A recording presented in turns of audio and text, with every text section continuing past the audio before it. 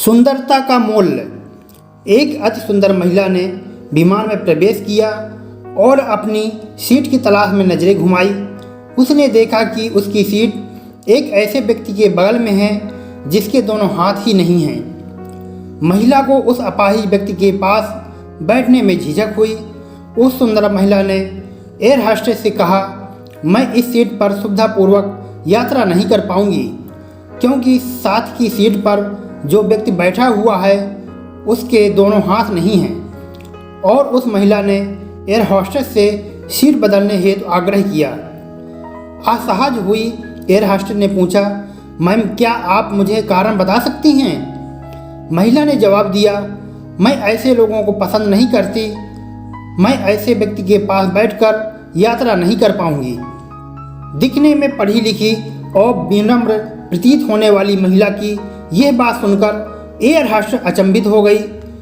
महिला ने एक बार फिर एयर होस्टेस से जोर देकर कहा, मैं उस सीट पर नहीं बैठ सकती, अतः मुझे कोई दूसरी सीट दे दी जाए। एयर होस्टेस ने खाली सीट की तलाश में चारों ओर नज़र घुमाई पर कोई भी सीट खाली नहीं दिखी। एयर होस्टेस ने महिला से कहा, मैडम इस इकोनॉमी क्लास में कोई सीट खाली नहीं है, किंतु यात्रियों की सुविधा का ध्यान रखना हमारा दायित्व है, अतः मैं विमान के कप्तान से बात करती हूँ, कृपया तब तक थोड़ा धैर्य रखें। ऐसा कहकर हॉस्टेज कप्तान से बात करने चली गई।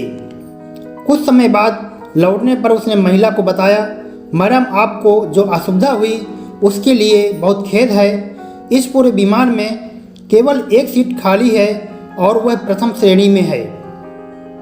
मैंने हमारी टीम से बात की और हमने एक असाधारण निर्णय लिया है। एक यात्री को इकोनॉमी क्लास से प्रथम श्रेणी में भेजने का कार्य हमारी कंपनी के इतिहास में पहली बार हो रहा है। महिला अत्यंत प्रसन्न हो गई, किंतु इसके पहले कि वह अपनी प्रतिक्रिया व्यक्त करती और एक शब्द भी बोल पाती, एयर होस्टेस उस अपाहिज और दोनों हाथ विहीन व्यक्ति की ओर बढ़ गई और विनम्रतापूर्वक उनसे पूछा, सर क्या आप प्रथम श्रेणी में जा सकेंगे? क्योंकि हम नहीं चाहते कि आप एक अशिष्ट यात्री के साथ यात्रा करके परेशान हों। यह बात सुनकर सभी यात्रियों ने ताली बजाकर इस निर्णय का स्वागत किया। वह अति सुंदर दिखने वाली महिला तो अब सर में से नजरें ही नहीं उठा पा रही थी। तब उस अपाहिज व्यक्ति ने खड़े होकर कहा, मैं एक भूतपूर्व सैनिक हूँ और मैंने एक ऑपरेशन के दौरान कश्मीर सीमा पर हुए बम विस्फोट में अपने दोनों हाथ खोए थे।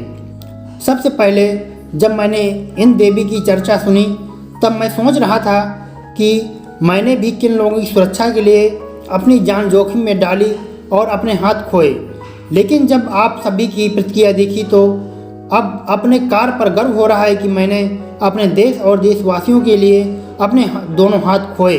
और इतना कहकर वह प्रथम श्रेणी में चले गए। महिला पूरी तरह से अपमानित होकर सर झुकाए सीट पर बैठ गई। अगर विचारों में उदारता नहीं है तो ऐसी सुंदरता का कोई मोल नहीं है। दोस्तों, उम्मीद करता हूँ कि आप लोगों को ये स्टोरी बहुत पसंद आई होगी। धन्यवाद।